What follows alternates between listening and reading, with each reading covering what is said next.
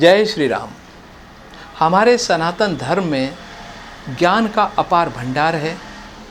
4 वेद, 18 पुराण, उपनिषद, रामचरितमानस गान, गीता, अनेक पुस्तकें हैं जो हमको ज्ञान प्रदान करती हैं। इन सब में जो सरलता से ज्ञान देने वाली पुस्तक है वो है रामचरितमानस गान। इसकी हर चौपाई हमको ऐसा लगता है कि कोई हम बहुत बड़ा पुराण हो और वो उसके द्वारा भी हम बहुत ज्ञान प्राप्त कर सकते हैं। पूरी रामचरितमानस गान में से यदि एक चौपाई हम आत्मसात कर लें तो हमारे साथ साथ हमारे आने वाली 7 पीढ़ियां और पिछले वाले पुरख सब भवसागर से पार हो जाएंगे, ऐसा माना जाता है। अद्भुत ज्ञान का भंडार है। और गोस्वामी तुलसीदास लिखते भी हैं कि इस समय कलयुग चल रहा है और कलयुग में भवसागर से पार होने का सबसे बढ़िया रास्ता है प्रभु का नाम। देखिए कितने सुंदर शब्दों में गोस्वामी जी ने लिखा है कि कलयुग केवल नाम आधारा, सुमिर सुमिर नर उतरहि पारा। कि कलयुग में केवल भगवान का नाम लेने से हम इस सागर से, इस भव सागर से पार हो सकते हैं, इस आवागमन से छूट सकते हैं। वैसे तो रामचरितमानस गान के सभी प्रसंग अद्भुत हैं और आज मैं आपके सामने एक ऐसा प्रसंग प्रस्तुत करने जा रहा हूँ जिसको हम राम केवट संवाद के रूप में जानते हैं। और ये जो प्रसंग है शुरू होता है कि भगवान राम को जब 14 वर्ष का वनवास हो गया था तो सुमंतु रथ में बिठा करके भगवान राम माँ सीता और लक्ष्मण को जंगल में ले जाते हैं। और जब बीच जंगल में पहुंच जाते हैं तो भगवान राम सुमंतु जो मंत्री थे उनको कहते हैं कि अब आप जाओ, अब हम अपना रास्ता खुद तय कर लेंगे। बड़े भारी मन से सुमंतु प्रभु राम माँ सीता को और लक्ष्मण को उस जंगल में छोड़ करके वापस अयोध्या लौट जाते हैं।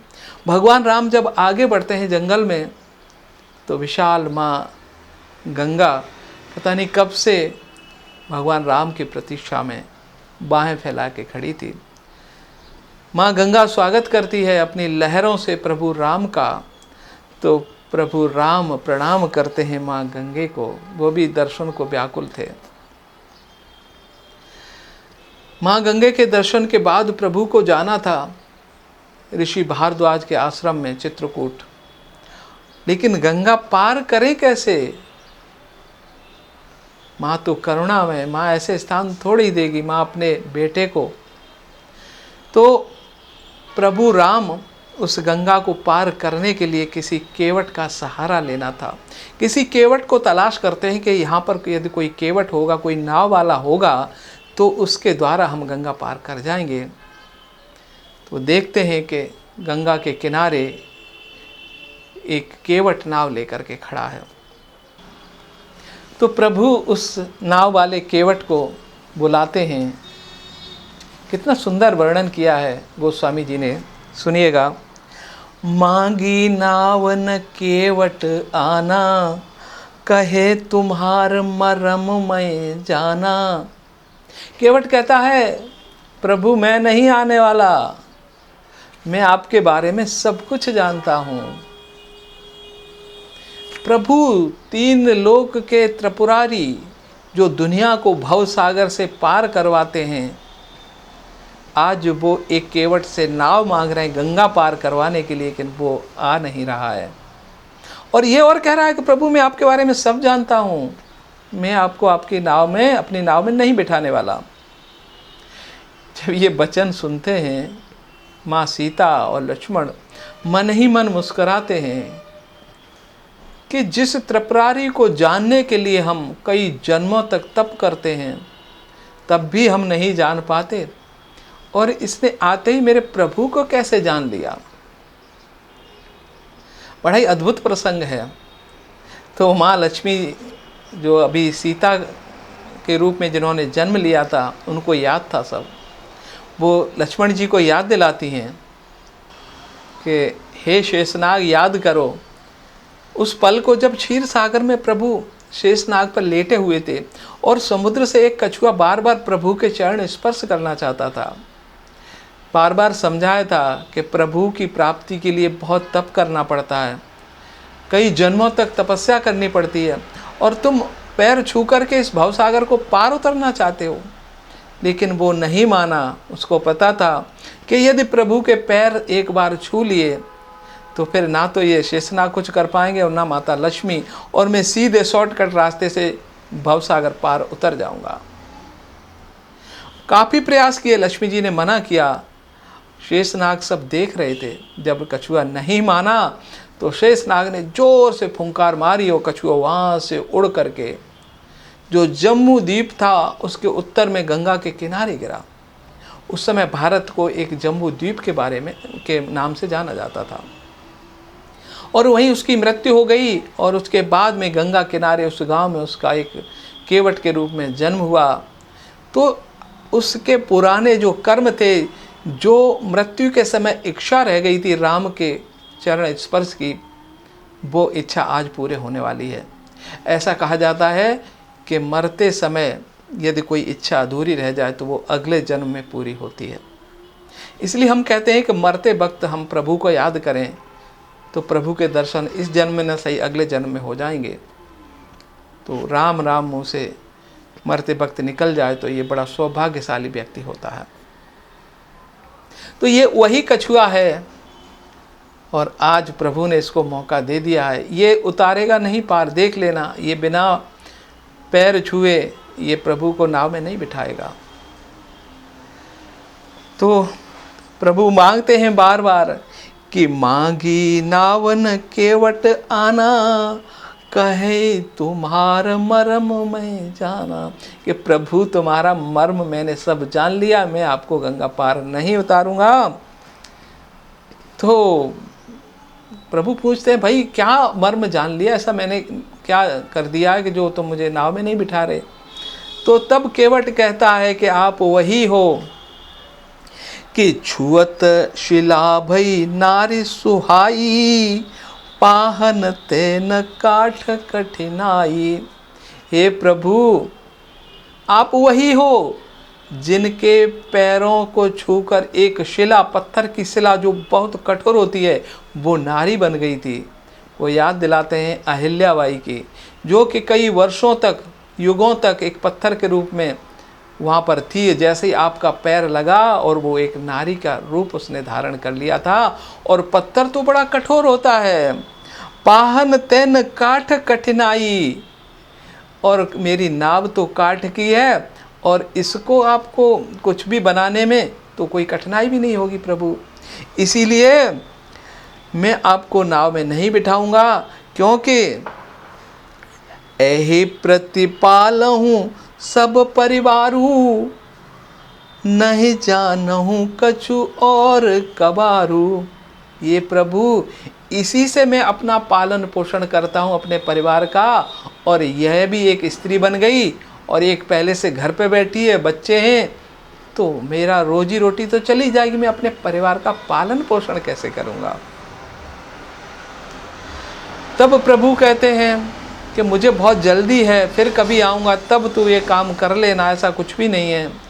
लेकिन वो बहुत कहने पर भी वो नहीं मानता है और कहता है कि नहीं, मैं एक एक कण रज कण, कि आपके पैरों में एक कोई कण भी रह जाए और वो भी मेरी नाव पे छू गया तो भी मेरी नाव उड़ जाएगी, स्त्री बन जाएगी, पता नहीं क्या हो जाएगा।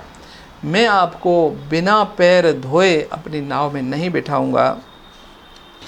प्रभु बहुत निहोरा कर रहे हैं, लेकिन केवट नहीं मान रहा है।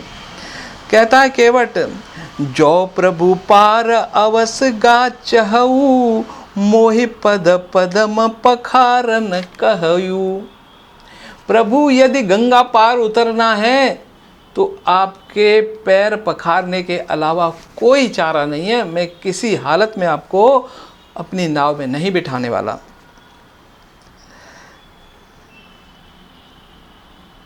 बरु तीर मारहु लखन ये, जब लगन पाए पखारहूँ, तब लगन तुलसीदास नाथ कृपालु पार उतारहूँ। हे प्रभु, लखन चाहे मेरे सीनों में कितने ही तीर मार दें, लेकिन तब भी मैं आपको पैर पखारे बिना अपनी नाव में नहीं बिठाने वाला हूँ। सुन केवट के बैन प्रेम लपेटे अटपटे, बिहसे करुणा ऐन चितई जान लखन तन। ऐसे अटपटे वचन सुन करके प्रभु सिया और लखन की तरफ देखकर मुस्कुराने लगे और बोले, प्रभु क्या कहते हैं केवट से, जब मान ही नहीं रहा तो क्या करें। कृपा सिंधु बोले मुस्काई, सोई कर जेहि तव नाव न जाही। कृपा सिंधु बोले कि हे केवट, तू वही कर जिससे कि तेरी नाव न जाए, तेरी नाव बचा तू कर ले, पर मुझे पार उतार दे। और इतना सुनकर के केवट आनंदित हो गया कि प्रभु ने मुझे अपने पैर पखारने की जो आज्ञा दे दी। इतना आनंदित हुआ कि कई वर्षों तक जो प्रभु की प्रतीक्षा कर रहा था, आज उसको लग रहा था आज पूरा होगी। पर कहता है, प्रभु मैं पैर पखारूंगा कैसे, मेरे पास पानी लाने को कुछ नहीं है, मैं अपने घर जाना पड़ेगा, पास में गांव है, वहाँ से कठौता लेकर आऊँगा और फिर आपके पैर पखारूंगा। जैसे ही सुना कि अब ये गांव जाएगा, कब आएगा, कब उतारेगा, उतर गए पार प्रभु। लखन सिया सोचने लगे तो ये तो इसने तो उतार दिए पार, लेकिन करे क्या, और कोई चारा भी नहीं है।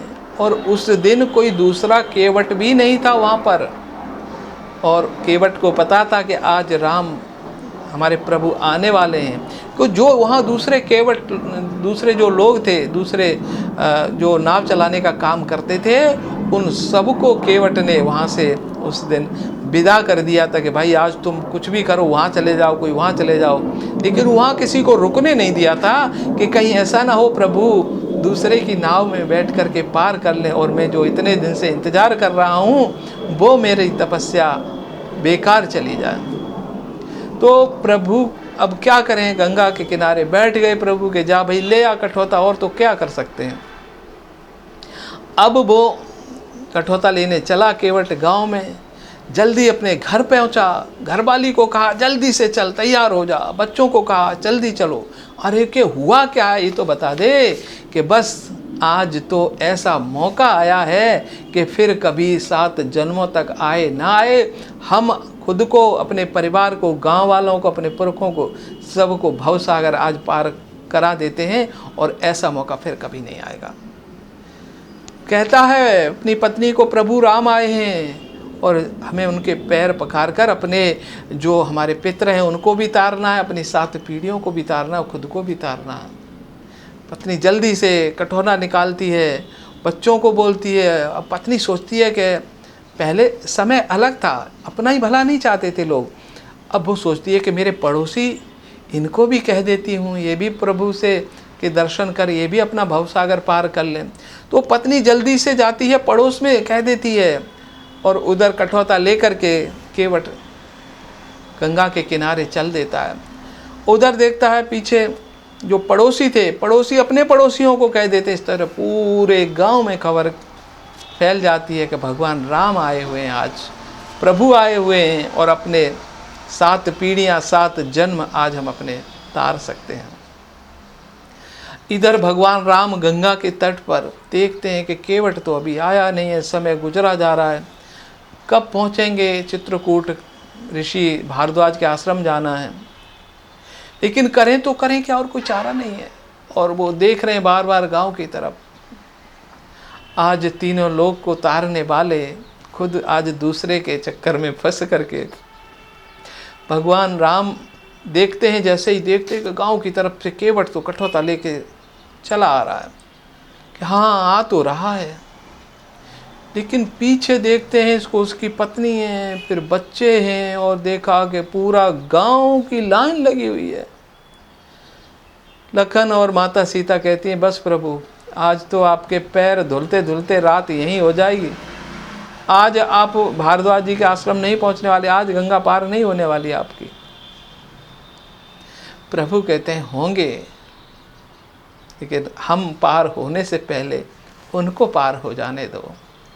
कितने दयालु हैं प्रभु, उनको पता है कि उनको आज मौका मिला है, फिर कभी मौका नहीं मिलेगा। कि कोई बात नहीं, हमें देर होगी तो होगी, लेकिन हम पार होने से पहले मैं इनको पार करा के ही जाऊंगा। जल्दी से आता है केवट और फिर क्या करता है,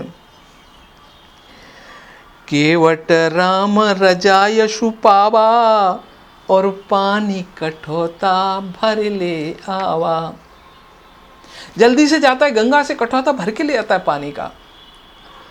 अब यहाँ पर कई लोग पूछते हैं कि गंगा से गंगा जल लेके आया भर के, लेकिन हमारे गोस्वामी जी ने यहाँ पानी शब्द क्यों इस्तेमाल किया है कि पानी कठोता भर ले आवा। तो यहाँ भी एक ज्ञान की बात जुड़ी हुई है, मैं आपको वो भी बता देता हूँ कि देखिए, गंगा में पानी जब तक बह रहा है तभी तक वो गंगा जल है, और जब उसको चुल्लू में ले लें, कठौते में ले लें, बर्तन में ले लें तो वो गंगा जल नहीं रहता। गंगा से उसका संबंध विच्छेद होते ही वो पानी बन जाता है।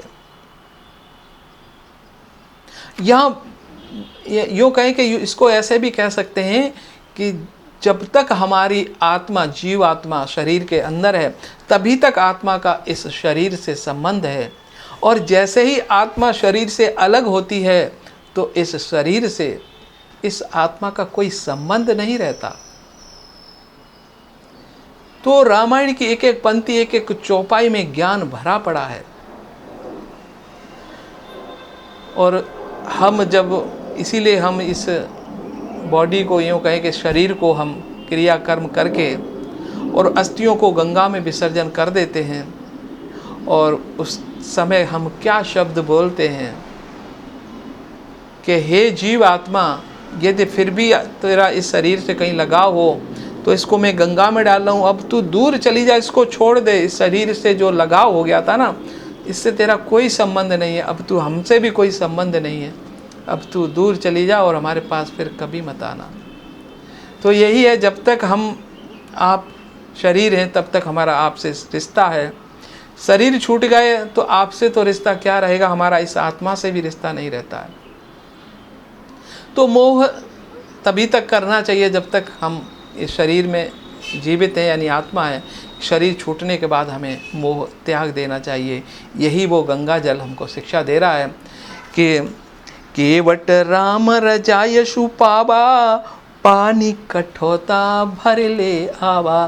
तो कठौता भर के ले आया, प्रभु के चरणों को पखारने लगा, और बड़े आराम से सहला सहला कर वो पैर पखार रहा है, और उसकी पत्नी अपने पल्लू से पैरों को पोंछ रही है, और पैर पखार करके प्रभु के अपने 7 जन्मों को उसने तार लिया। और फिर जो कठौते में जो चरणामृत बचा प्रभु का, प्रभु के चरणों को धोने के बाद उसको पी करके अपने पुरखों को भी तार दिया। फिर यही काम गांव वालों ने किया, उसके पड़ोसियों ने किया। पूरा गांव भवसागर से पार हो गया पल भर में उस केवट के कारण। बड़ा ही अद्भुत प्रसंग है ये। अब अति आनंद उमंग अनुरागा चरण सरोज पखारन लागा। बड़े आनंद से उसने चरण धोए, अपने अपने गांव वालों को सबको भवसागर से पार किया, और फिर उसके बाद प्रभु को नाव में चढ़ाया। और प्रभु जो कि तीनों लोक जिसके अधिकार में हैं, जो क्षीर सागर में, जब हम कहते हैं कि प्रलय आती है, शेष नाग के ऊपर भगवान विष्णु लेटे रहते हैं, माँ लक्ष्मी वही तैरते रहते हैं, वही बचते हैं, बाकी सब कुछ नष्ट हो जाता है। ऐसे प्रभु आज उस केवट की नाव के सहारे गंगा को पार कर रहे हैं, और गंगा पार करने के बाद में उस पार पहुँचते हैं तो एक और प्रसंग शुरू होता है। वो प्रसंग मैं कल आपको सुनाऊंगा, उसका भी अपना एक अलग आनंद है। तो रामचरितमानस की विशेषता यही है कि इसकी एक एक चौपाई हमको ज्ञान देती है। यदि एक चौपाई को हम आत्मसात कर लेंगे तो उससे भी हमारे पिछले 7 पुरखे और 7 पीढ़ियां तर जाएंगी। इसको सुनने वाले जीव जंतु जो हमारे आसपास होते हैं वो भी तर जाते हैं, ऐसा माना जाता है। ऐसा अद्भुत ज्ञान तुलसीदास जी के माध्यम से प्रभु राम की जो चरित्र है वो हमको सुनने को मिलता है। सुनने वाला, सुनाने वाला, सबका कल्याण हो जाता है। अद्भुत है सनातन। और मुझे बड़ा ही गर्व होता है कि मुझे इस ऐसे धर्म में जन्म लेने का सौभाग्य प्राप्त हुआ, और इस सनातन के लिए यदि मैं कुछ न कर पाया तो ये जीवन बेकार है मेरा। इसीलिए जो कुछ मुझे आता है, जैसे शब्द हैं मेरे, वैसे ही मैंने आपको ये प्रसंग सुनाया है। कई विद्वानों ने अपने अपने तरीके से सुनाते हैं, तो मुझे लगता है कि आपको ज़रूर अच्छा लगेगा। और कल फिर से मैं वापस सुबह 5 बजे ये मेरा प्रसंग रोज़ मेरे चैनल पे आपको सुनने को मिलेगा, हर रोज़ नया। तो सुबह 5 बजे मैं इसको पब्लिश करता हूँ। तो कल तक फिर नए प्रसंग के साथ मैं हाजिर होऊंगा। तब तक आज श्यामवीर सिंह को दीजिए अनुमति। जय श्री राम।